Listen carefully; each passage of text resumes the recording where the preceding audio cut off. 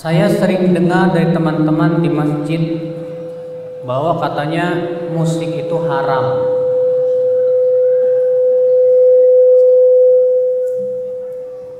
Tapi saya belum percaya.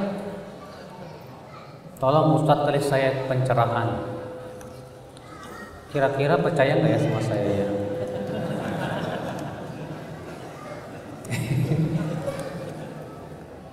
Baik Pak, saya ingin berusaha membuat antum percaya deh. Mudah-mudahan antum percaya. Tapi kalau antum nggak percaya ya terserah. Pertama Pak, telah ada hadis-hadis yang menunjukkan haramnya musik. Pertama hadis riwayat Bukhari dalam sahihnya. Rasulullah sabda, la yastahillanna aqwamun min ummati al-hira wal harira wal khamra wal ma'azif. Benar-benar akan ada dalam umat Islam ini orang-orang yang menganggap halal zina, sutra, arak dan alat-alat musik. Lihat, Rasulullah mengatakan benar-benar akan ada sekelompok umat Islam ini yang menganggap halal apa itu? Zina, apalagi arak, sutra dan alat-alat musik. Berarti kalau dikatakan menganggap halal, berarti hukumnya apa? Haram. Hadis yang kedua diriwayatkan Ibnu Majah. Kata Rasulullah sabda, sayakunu ba'di khasfun wa qadfun wa maskhun. Qila wa mata ya Rasulullah? Qal idza dhaharatil ma'azif wal qainat. Akan ada nanti setelahku dalam umatku ini khasfun, tanah yang dimasukkan ke dalam bumi, wa qadfun, dilempari dengan batu, wa maskhun, dan orang-orang yang dirubah dengan menjadi binatang, baik rupanya ataupun akhlaknya. Ketika ditanya kepada Rasulullah, ya Rasulullah, kapan itu terjadi? Kata Rasulullah, apabila telah muncul alat-alat musik dan qainat. Qainat ini sebagai ulama mengatakan artinya biduanita.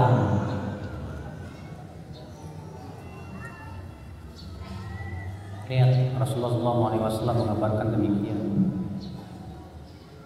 Kemudian Pak, para ulama seluruhnya sepakat, imam yang 4, bahwa musik itu haram.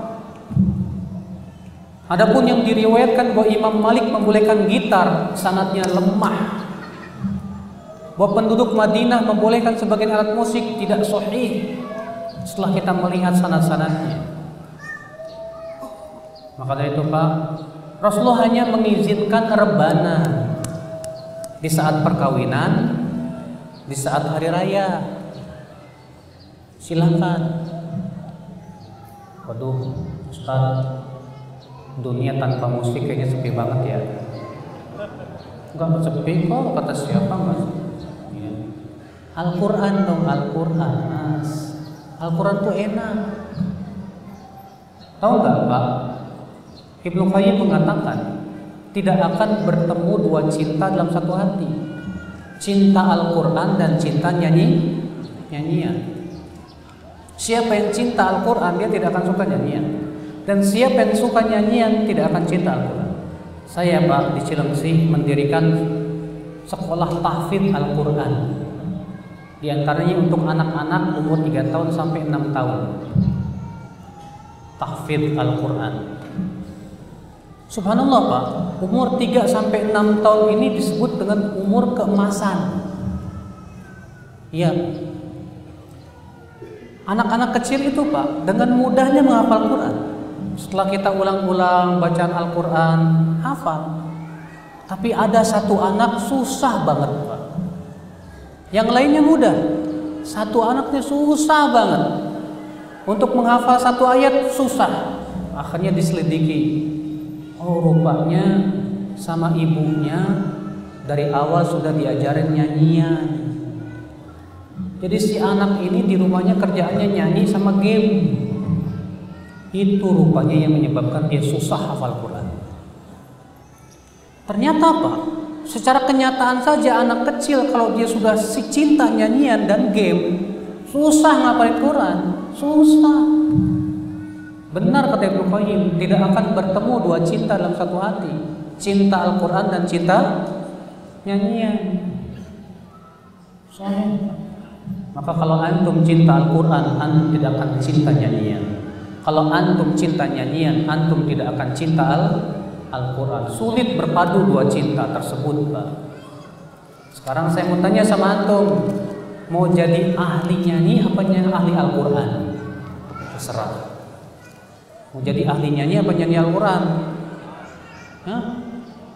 Dalam Al-Quran penyanyi itu Allah mengatakan apa? Wasyu'ara'u yattabi'uhumul ghawun. Para penyair itu hanyalah diikuti para ghawun. Para penyair itu hanyalah diikuti oleh orang-orang ghawun.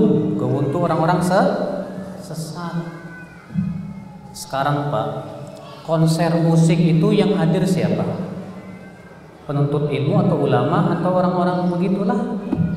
Nggak mungkin ulama duduk di konser nyanyian, Pak. Pasti orang ketawa. Oh, masa ulama duduk di konser nyanyian? Nggak mungkin. Biasanya yang duduk di konser musik itu siapa, Pak? Ya gitu. Sorak-sorai, joget-joget dan yang lainnya. Isinya begitu, nggak layak buat orang yang beriman, nggak layak buat orang ulama, nggak layak para penuntut ilmu. Naam ya akhwat Islam, azakumullah. Tapi kan Ustadz ini musik Islami, Ustadz, musik Islami. Isinya kan pujian Allah dan yang lainnya. Oke. Antum sudah tahu bahwasanya musik itu haram. Allah mengatakan wala talbisul haqqo bil batil. Jangan mencampur adukan antara yang hak dengan yang batil. Jangan. Tapi Ustadz, kenapa ya Ustadz? Saya kalau mendengarkan musik Islam itu nangis ya Ustadz. Oh ya? Nangis? Sekarang dengerin Al-Quran nangis nggak? Enggak. Wah, musibah untuk itu. Dengar Al-Quran gak nangis, dengar musik kok nangis. Salah. Sangat salah. Harusnya kita itu dengar Al-Quran nangis. Allah mengatakan apa? Innamal mu'minuna alladzina idza dzukirallahu wajilat qulubuhum wa idza tuliyat 'alaihim zadatuhum imana. Sesungguhnya orang-orang beriman itu adalah orang-orang yang apabila disebut nama Allah takut hati mereka, dan apabila dibacakan ayat-ayatnya bertambah keimanannya. Harusnya begitu. Ini bertambah imannya pas dengar nyanyian, kan lucu Pak. Iman itu bertambah ketika mendengarkan ayat Al-Quran. Ya.